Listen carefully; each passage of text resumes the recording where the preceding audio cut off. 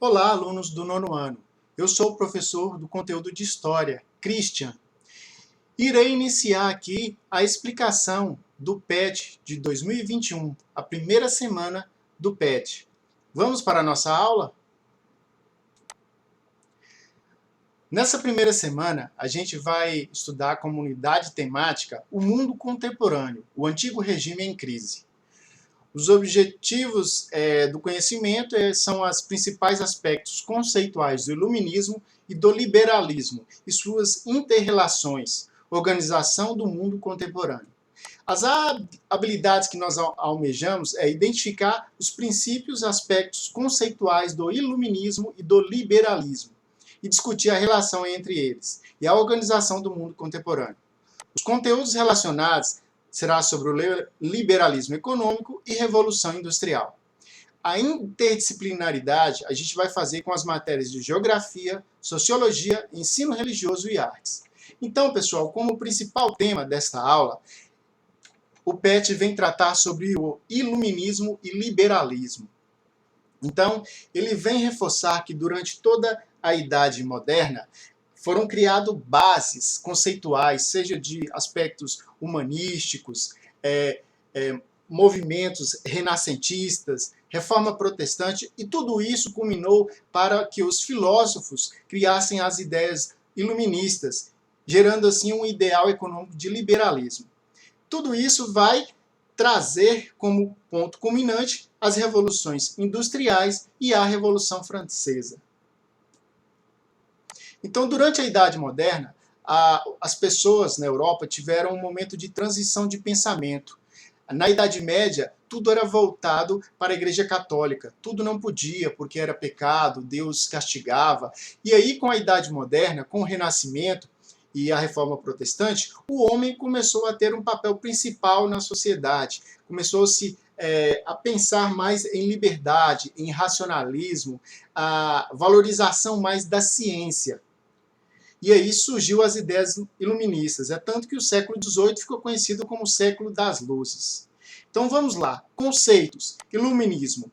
Época de progresso do século XVIII, de avanços científicos e da razão por meio da qual todo progresso deveria ser alcançado.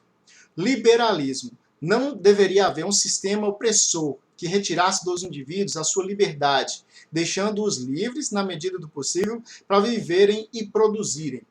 O liberalismo econômico, defendido pelo economista Adam Smith e pensador, o Estado deveria ter o mínimo possível de participação e gestão na economia, pois esta deveria ficar totalmente regularizada por si. Então, a economia é o mercado que deveria regularizar o preço dos produtos, e não o Estado, e não o governo. Tivemos também o teórico iluminista, o filósofo John Locke. Entre suas ideias, ele é reconhecido como direitos naturais de liberdade e propriedade e vida. O Estado deveria ser uma instituição reguladora por meio de um corpo de leis que estabeleceria os limites para o convívio pacífico entre os cidadãos. Então, John Locke pregava muito a liberdade pessoal do indivíduo. Tivemos também Thomas Hobbes, que defendia a existência de direitos naturais inerentes a todos os seres humanos. O Estado caberia regular a vida em sociedade por meio da monarquia absolutista.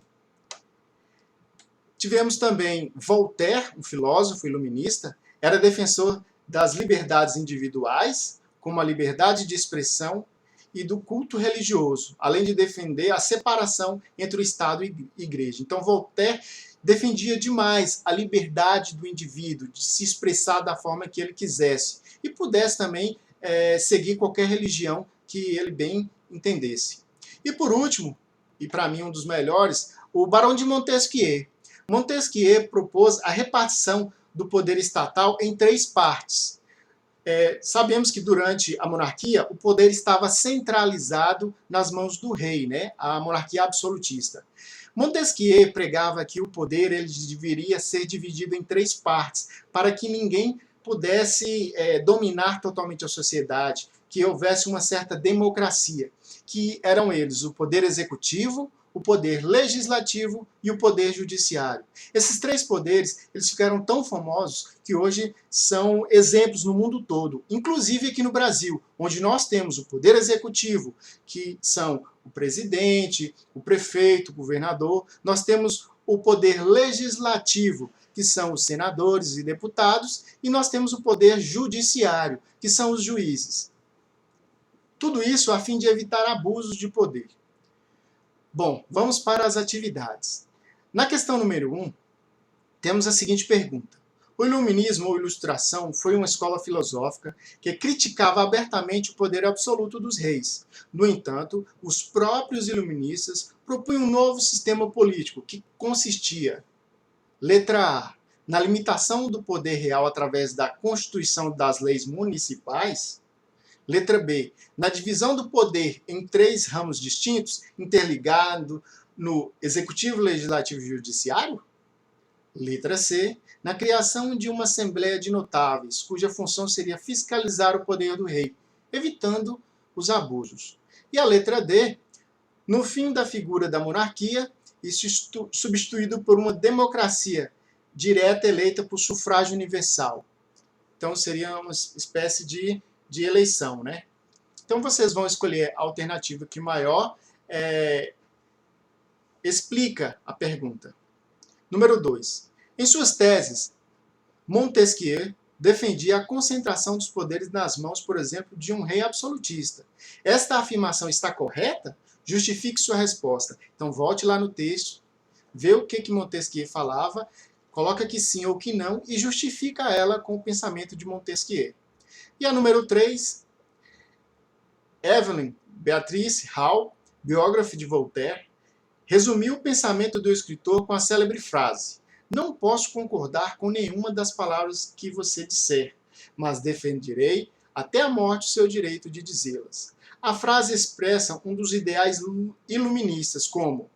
Essa frase, pessoal, vai expressar liberdade de expressão? Ou divisão de poderes? Ou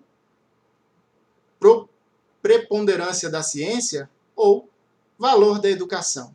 Então, vamos analisar e responder de acordo com os nossos estudos. Tenham um excelente estudo e até a próxima.